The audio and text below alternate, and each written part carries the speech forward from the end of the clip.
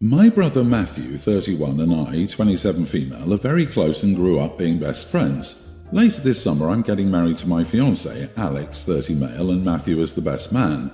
Matthew and Alex are close friends and my brother organised the bachelor party trip. During this trip, he met this girl named Marla, late 20s, and went on one date with her, and they flirted but didn't kiss. He even told me he found her cute but a little annoying because she wanted to text every day. I didn't think much of it because her city is on the other side of the country.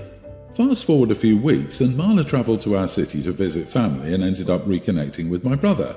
He fell for her hard and fast and they decided by the end of her trip to try to date.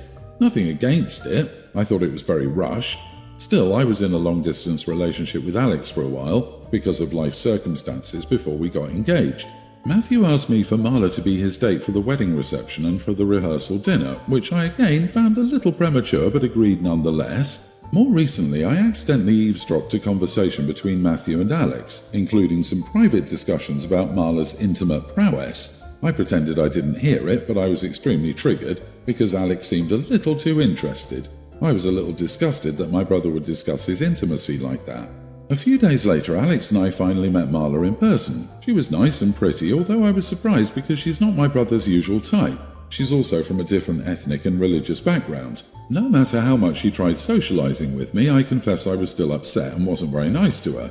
Matthew noticed and confronted me over text, so I called him and told him why I was upset and didn't want his girlfriend at the wedding. I did say some explicit things, called Marla names, which I regret, and told my brother that he wasn't in love, he was just in lust because she did some unusual bed stuff. Alex ended up hearing the call and tried reasoning with me. He did say he was sorry for engaging in this type of conversation.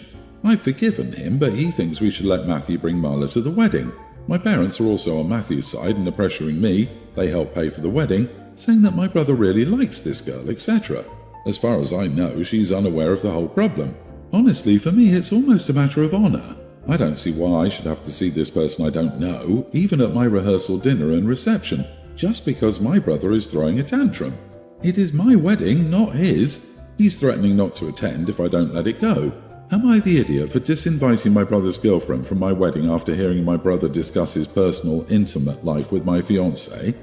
You are the idiot. You don't dislike her because of something she did. You dislike her because of things other people did to her. You don't even know if she's comfortable with your brother sharing these intimate things about their private life. Yet you act as though she somehow did something to you. You already told your brother she should come, so now you must be true to your word. Your insecurities are your problem to deal with. That's the kicker. Who knows if the brother was even being truthful? Go off on Alex and Matt, but what did Marla do to deserve this? The only time she met you, you weren't nice to her. Then you tried to shame her behind her back after eavesdropping on a private convo. You're trying to hide your jealousy and prejudice behind honor.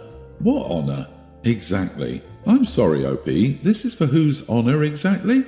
Do you not want her at the wedding because you think your fiancé is mind-cheating? Or because you're jealous? Or because you're shaming her? You don't like this girl because of her prowess, LOL, and being from another race and religion. Just wow! You're acting like a bigot and misogynist all at once. Yes, you're the idiot for denying your own brother a +1 because you, for whatever reason, are threatened by what she does in bed with your brother. Where does OP get off censoring her brother's intimate life? The number of women with creepy jealous feelings about their brother's mate is damn high. I dated 3 men in my 20s that had messed up sisters like that. So gross and so much more common than anyone ever wants to acknowledge. Maybe you should get some therapy before you get married. So I, a teen male, am on vacation with my family. The people on the trip are me, my parents, my Aunt Jen and my cousins Oliver, Tween and Luna, young grammar school. My mom is super airline savvy, so she managed to get us all seated together in a line. My parents and I were on one side of the aisle and my aunts and cousins were across from us. Anyway, I brought my tablet, which I bought with my own money, on the flight so I could watch Netflix, as it was a pretty long flight. About 20 minutes after takeoff, Luna starts fussing with her mom about something.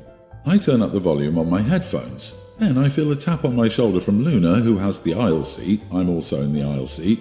Dialogue is rough since my memory isn't the best. Luna: "Hey, Mommy said I can play on your tablet, give it to me." Me: "No, I'm using it right now, if you ask nicely when I'm done with my episode."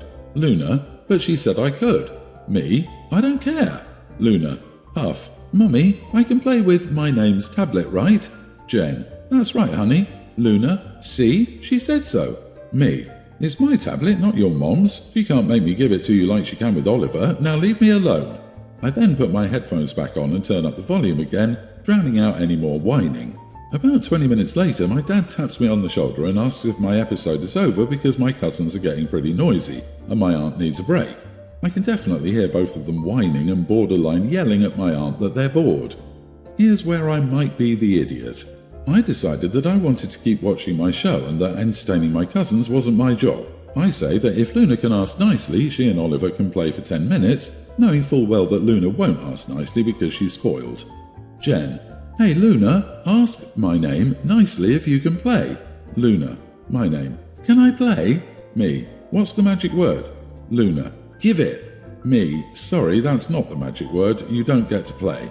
I put my headphones back on and turned the volume back up, keeping it that way for the rest of the flight, save for the few times my parents asked me to give my cousins another chance, to which I said no. After the flight, my mum said that what I did was petty and made things unnecessarily difficult for my aunt on the flight. I know what I did was petty, but does it make me an idiot? Not the idiot. Your aunt is teaching your cousins to be entitled, and your parents are enabling her. Good job for standing your ground. Seriously, what sane person brings two young kids on a flight without having a carry-on bag full of activities? Tablet, handheld video games, books, colouring books, card games, travel-size board games. So many options. Someone needs to teach Auntie J and her kids some manners. How does Auntie J think she can give permission to use something that isn't hers? And Luna hasn't a clue about politely asking. Well, how could she? Her mom can't teach her how to behave because she doesn't know how to herself. Good on you for showing them their tactics don't work. Yes, this is my observation too. Aunt J doesn't have boundaries, and Luna hasn't learned how to be polite and execute good manners. Bad manners should not be rewarded. OP, ask your parents why they didn't hand over their smartphones to make your aunt's flight easier if it was so important to them. So I, 39 male, live with my wife across the street from a family, Dan and Gina, and their 3 kids, the oldest of which is a young teen boy named Max. I recently took a week-long vacation and made a deal with Max, communication with his parents, that if he came to my house once a day when I was gone to care for my cat, I'd pay him $50. He had 3 main tasks: refill her water dish and automatic feeder, brush her, clean her litter box every other day. When I returned, I found my poor kitty noticeably skinnier, with knots in her fur and a litter box with a week's worth of urine and feces. I took the next hour to give my kitty some TLC and make up for Max's incompetence. The next day, Gina and Max rang my doorbell and Gina conversed politely before asking about the money. I told her how badly Max had cared for my cat and Gina apologized. She then said that, due to his actions, that it would be fine to pay him only $20. I told her no, I would not be paying him anything because it was clear that he never came over at all. Gina argued that I couldn't know that. True, I don't have cameras, and that he's just a kid and he sacrificed his free time to get paid. That I should at least give him $10 as a learning experience. I refused and shut the door on them. Now, I respect workers and their time, and I understand that when you hire someone, you pay for their time and their skill. I think Max didn't give his skill, and I have a strong suspicion that he didn't give his time either. However, I realise I could be wrong, and I don't want to make trouble between my wife and Gina as they're good friends. Am I the idiot? Not the idiot. You don't get consolation prizes for not showing up at work in the real world, and Max should learn that now. Your boss isn't going to give you part of your pay. No call, no show. You get fired. The fact that his mother apologised to you instead of Max shows he learned nothing. Oh, I hope your kitty is okay. What enrages me is that the cat could have become very sick from a lack of water, and Gina knows he didn't do the work considering how quickly she dropped how much to pay the kid. Also, I bet she gave Max $50 herself so he wouldn't be disappointed. She absolutely did this, and one day she will yell at his boss for firing him. Max could have just shown up once, plopped a huge bowl of water and a big pile of cat food on the floor, and the cat wouldn't have been on the verge of dying. If the mom keeps harassing you, hand her a bill for your time spent convalescing your cat due to her kid's neglect. Also, see if any of your neighbours might have an outdoor security camera pointed at your house to see if he actually bothered to show up. I, 25 female, I'm dating Chris, 28 male, and we've been together for 2 years now and he's close with my family. For background, my family isn't extremely religious or anything, but are more on the traditional side in terms of certain behaviours where it's like, If you want to do it, just do it behind closed doors. So, for example, smoking or excessive drinking will definitely not pass in front of certain members. They don't care if you do it personally, but don't indulge when the family is gathered together. Chris is similar, so it hasn't been a problem when he's with my family and they respect that. On the other hand, his family is very different. I don't mind when I'm with them, it's not a big deal for me personally. But the issue arose because my parents have a beach house. They hosted a gathering this past weekend and invited Chris's family to stop by to get to know them better. So Chris and I sat his family down in advance to let them know that we would appreciate it if they didn't drink too much and smoke, and to be courteous of cultural differences between the families regarding stuff like this. They came down and all was well with his parents, but his sister Lizzie, 22, was an absolute mess. As soon as she got there, she overindulged and kept trying to offer my underage cousins drinks, kept smoking around literal children, and took off her bathing suit top of the pool for tanning purposes in front of my entire family. My mom then kindly asked her to cover up, but Lizzie just looked at her and didn't do anything. It got to the point that my parents kept saying they were uncomfortable in their own home, so I pulled her aside to help her sober up and reminded her about what Chris and I asked regarding behaviour while here. Immediately, she started saying that Chris and I are misogynistic for trying to tell a grown woman how to wear her bikini, said you should never ask a woman to cover up for other people's comfort, and that she's a guest and my parents need to get over their archaic values. At this point, I just sternly asked her to leave, and she refused, but Chris forced her to and drove her home. But now, some of their relatives are texting both of us, saying my family is extremely rude, and that Chris shouldn't even think about marrying into such a conservative family, because we don't like certain kinds of behaviour. I don't think I did anything wrong because my parents deserve to kick people out from their home that disrespect their wishes and kindness. Also, I found it extremely disappointing that Lizzie knew beforehand what it would be like, still came, chose to behave exactly as I'd asked her not to. But regardless of how I explain my side, Chris's family basically hates me and thinks my family is full of uptight idiots. So now I'm worried I've ruined the relationship with his side if we choose to get married down the road. Am I the idiot? Should I just let it go? Whoa, this girl needs help. The public disturbance is not misogynistic in the slightest. You are not the idiot. Sounds like she went out of her way to be the worst house guest possible. She did everything possible to scandalize your parents and make them uncomfortable in their own home. Right?